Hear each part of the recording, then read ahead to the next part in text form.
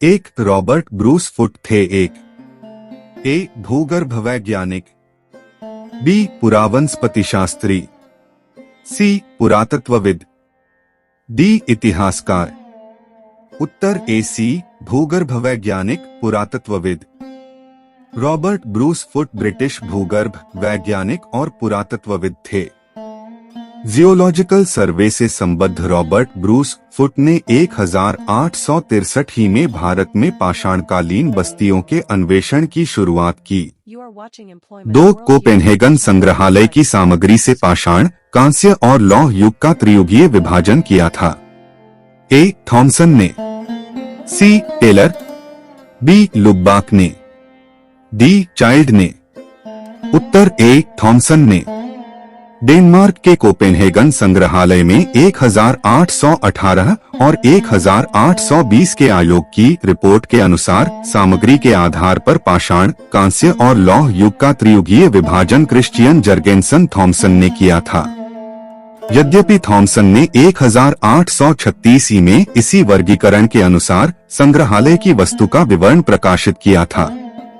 3 उत्खनित प्रमाणों के अनुसार पशुपालन का प्रारंभ हुआ था। ए निचले पूर्व पाषाण काल में, बी मध्य पूर्व पाषाण काल में, सी ऊपरी एवं पाषाण काल, डी मध्य पाषाण काल में। उत्तर डी मध्य पाषाण काल में। मध्य पाषाण काल के अंतिम चरण में पशुपालन के साक्ष्य प्राप्त होने लगते हैं। ऐसे पशुपालन के साक्ष्य भारत में आदमगढ़, होशंगाबाद तथा बागोर, भीलवाड़ा, राजस्थान से मिले हैं। 4 मध्य पाषाणिक प्रसंग में पशुपालन के प्रमाण जहां मिले वह स्थान है। ए लंघनाज, बी आदमगढ़, सी बीरभानपुर, डी चोपनी मांडो। उत्तर बी आदमगढ़। 5 निम्नलिखित में से किस स्थल से हड्डी के उपकरण प्राप्त हुए हैं? ए चोपनी मांडो से, बी काकोरिया से, सी महदहा से, डी सराय नाहर राय से। उत्तर सी डी सराय नाहर राय से, महदहा से। मध्यपाषाण कालीन महदहा उप्र के प्रतापगढ़ जिले में स्थित से बड़ी मात्रा में हड्डी एवं सींग निर्मित उपकरण प्राप्त हुए हैं। जी आर शर्मा महदहा में 3 क्षेत्रों का उल्लेख करते हैं जो झील क्षेत्र, बूचड़खाना, संकुल क्षेत्र एवं कब्रिस्तान निवास क्षेत्र में बंटा था। बूचड़खाना संकुल क्षेत्र से ही हड्डी एवं सींग निर्मित उपकरण एवं आभूषण बड़े पैमाने पर पाए गए हैं। सराय नाहर राय से भी अल्प मात्रा में हड्डी के उपकरण मिले हैं।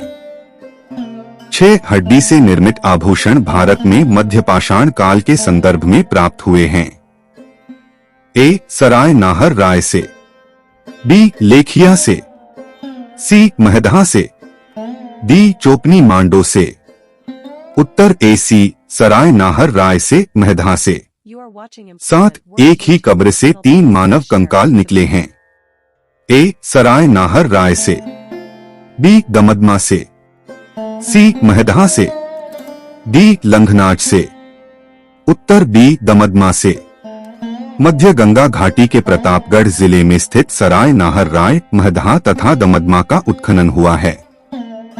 दमदमा में लगातार 5 वर्षों तक किए गए उत्खनन के फलस्वरूप पश्चिमी तथा मध्यवर्ती क्षेत्रों से कुल मिलाकर 41 मानव शवाधान ज्ञात हुए हैं। इन शवाधानों में से 5 शवाधान युग्मशवाधान हैं और 1 शवाधान में 3 मानव कंकाल एक साथ दफनाए हुए मिले हैं। शेष शवाधानों में एक कंकाल मिले हैं। 8 खाद्यान्नों की कृषि सर्वप्रथम प्रारंभ हुई थी। ए नवपाषाण काल में, बी पुरापाषाण काल में, सी मध्यपाषाण काल में, डी प्रोटोऐतिहासिक काल में। उत्तर ए नवपाषाण काल में। खाद्यान्नों का उत्पादन सर्वप्रथम नवपाषाण काल में हुआ। यही वह समय है जब मनुष्य कृषि कर्म से परिचित हुआ। 9 भारत में मानव का सर्वप्रथम साक्ष्य कहाँ मिलता है? ए नीलगिरी पहाड़ियां, बी शिवालिक पहाड़ियां, सी नलमाला पहाड़ियां, डी नर्मदा घाटी। उत्तर डी नर्मदा घाटी। भारत में मानव का सर्वप्रथम साक्ष्य मध्य प्रदेश के पश्चिमी नर्मदा क्षेत्र में अवस्थित हथनौरा होशंगाबाद नामक पुरास्थल से प्राप्त हुआ। इसकी खोज पुरातत्वविद अरुण सोनकिया द्वारा 5 दिसंबर 1982 में किया गया था। 10 मानव द्वारा सर्वप्रथम प्रयुक्त अनाज था। ए गेहूं, बी चावल, सी जौ, डी बाजरा। उत्तर सी जौ। आधुनिक मानव समाज द्वारा मुख्य रूप से 8 खाद्य अनाजों का उपभोग किया गया है। जौ, गेहूं, चावल, मक्का, बाजरा, सोरथम, राई एवं जई।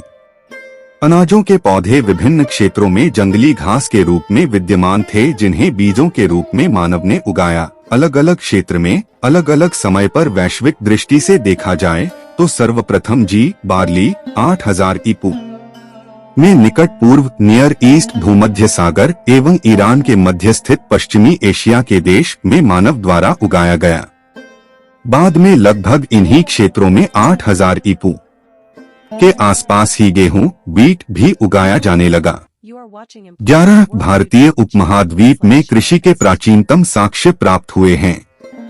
ए कोल्डिहवा से, बी लहुरादेव से, सी मेहरगढ़ से, डी टोकवा से। उत्तर बी लहुरादेव से। नवीनतम खोजों के आधार पर भारतीय उपमहाद्वीप में प्राचीनतम कृषि साक्ष्य वाला स्थल उत्तर प्रदेश के संत कबीर नगर जिले में स्थित लहुरादेव है। यहाँ से 9000 ईपू से 7000 ईपू मध्य के चावल के साक्ष्य प्राप्त हुए हैं। उल्लेखनीय है कि इस नवीनतम खोज के पूर्व भारतीय उपमहाद्वीप का प्राचीनतम कृषि साक्ष्य वाला स्थल मेहरगढ़ पाकिस्तान के बलूचिस्तान में स्थित यहाँ से 7000 ईपू के गेहूं के साक्ष्य मिले हैं, जबकि प्राचीनतम चावल के साक्ष्य वाला स्थल कोल्डिहवा इलाहाबाद जिले में बेलन नदी के तट पर स्थित यहाँ से 6500 ईपू के चावल की भूसी के साक्ष्य मिले हैं माना जाता था। उपरोक्त संदर्भों में अब यदि विकल्प में लहुरादेव रहता है तो उपयुक्त विकल्प वही होगा, परंतु लहुरादेव के विकल्प में न होने की स्थिति में इसका उत्तर पूर्व की भांति होगा। 12 भारतीय उपमहाद्वीप में कृषि के प्राचीनतम साक्ष्य प्राप्त हुए हैं।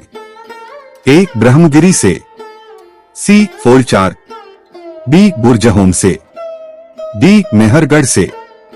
उत्तर डी मेहरगढ़। 13 भारतीय उपमहाद्वीप में कृषि के प्राचीनतम साक्ष्य कहां से प्राप्त हुए हैं? ए लो, बी मेहरगढ़, सी हड़प्पा, डी गुड़िया। उत्तर बी। 14 उस स्थल का नाम बताइए जहां से प्राचीनतम स्थायी जीवन के प्रमाण मिले हैं। ए धौलावीरा, बी किले गुल मोहम्मद, सी कालीबंगा, डी मेहरगढ़। उत्तर डी मेहरगढ़। दिए गए विकल्पों में प्राचीनतम स्थायी जीवन के प्रमाण सर्वप्रथम बलूचिस्तान के कच्ची मैदान स्थित मेहरगढ़ से मिले हैं, जिसकी प्रामाणिक तिथि 7वीं सहस्राब्दी ईसा पूर्व 7000 ईपू है, जबकि किले गुल मोहम्मद एवं कालीबंगा की प्राचीनतम तिथि क्रमशः 4000 ईपू एवं 3500 ईपू है।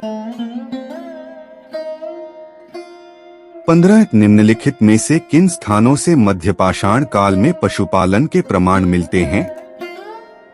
ए औद, बी बागोर, सी बोरी, डी लखनिया।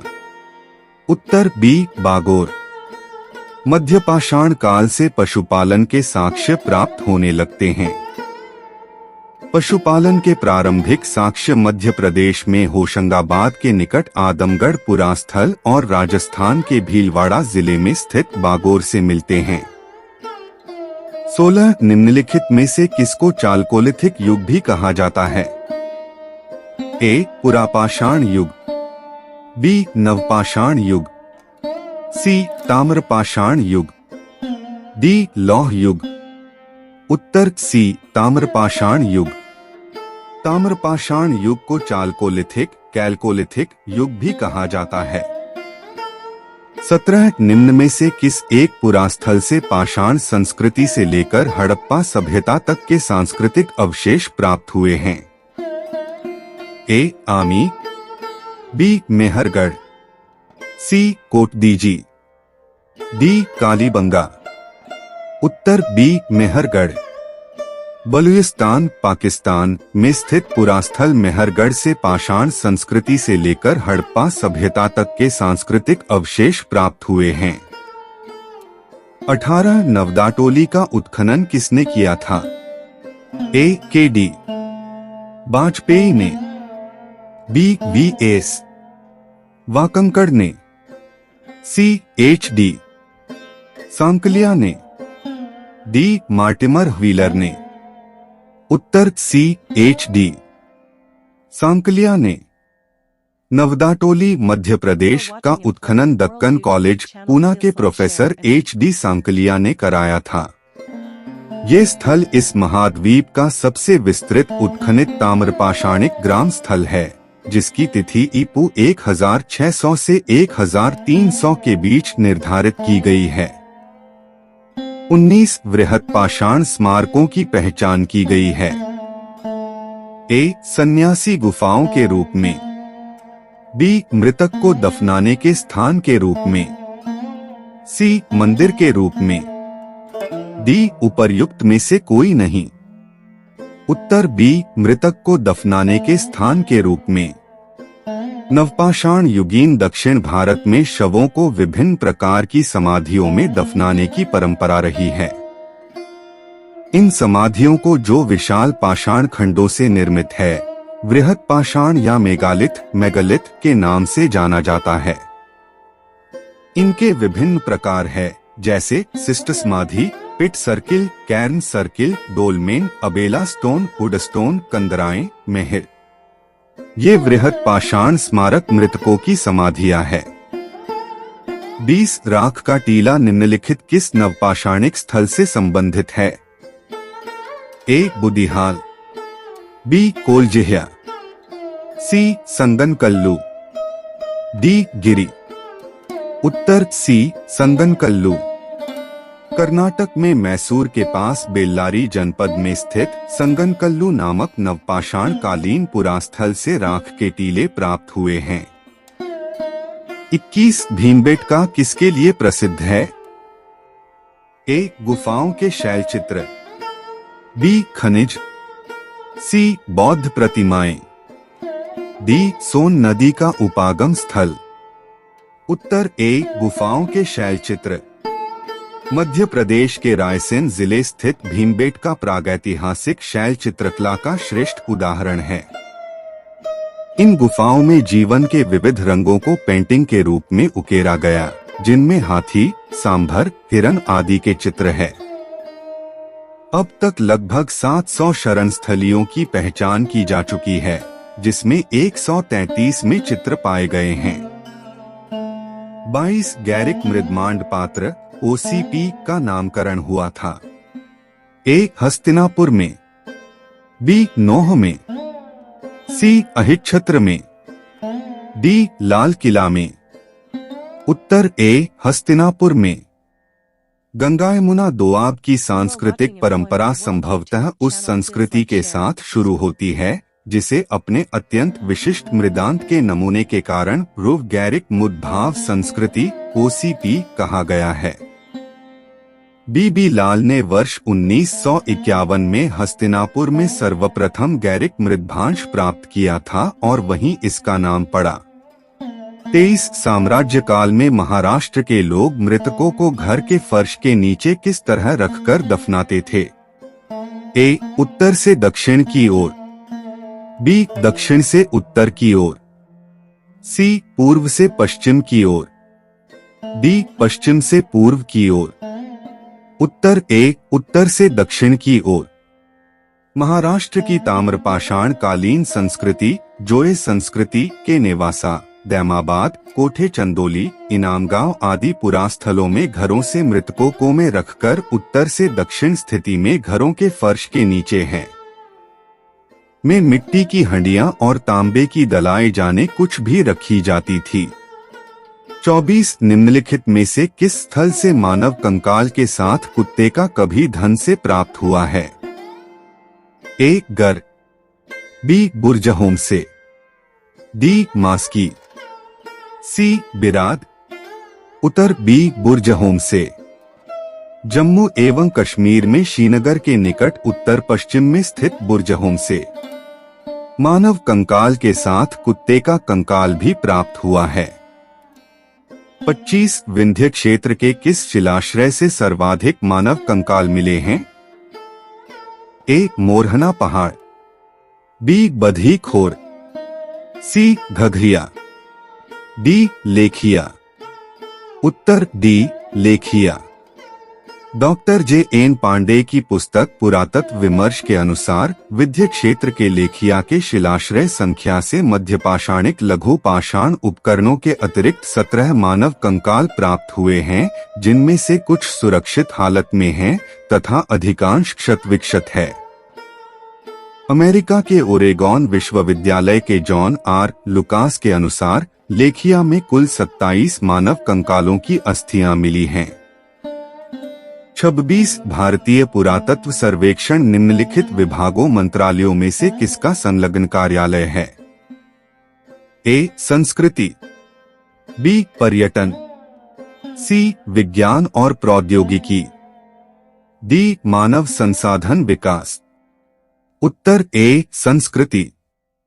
भारतीय पुरातत्व सर्वेक्षण आर्कियोलॉजिकल सर्वे ऑफ इंडिया संस्कृति मंत्रालय के अधीन एक विभाग है। 27 भारतीय पुरातत्व का जनक किसे कहा जाता है? A Alexander Cunningham, B Mortimer Wheeler, C John Marshall, D James Prinsep. उत्तर A Alexander Cunningham. Alexander Cunningham 1814 से 1893 को एक ब्रिटिश सेनाधिकारी के रूप में बंगाल इंजीनियर्स के साथ काम करने के लिए तैनात किया गया था। उन्हें ही भारतीय पुरातत्व के जनक के रूप में जाना जाता है। 28 राष्ट्रीय मानव संग्रहालय कहां पर है? ए गुवाहाटी, बी भोपाल, सी बस्तर, डी चेन्नई। उत्तर बी भोपाल। राष्ट्रीय मानव संग्रहालय, जिसका नाम बदलकर इंदिरा गांधी राष्ट्रीय मानव संग्रहालय कर दिया गया है, भोपाल में स्थित है। यह भारत सरकार के संस्कृति विभाग के अंतर्गत स्वायत्तशासी संगठन है।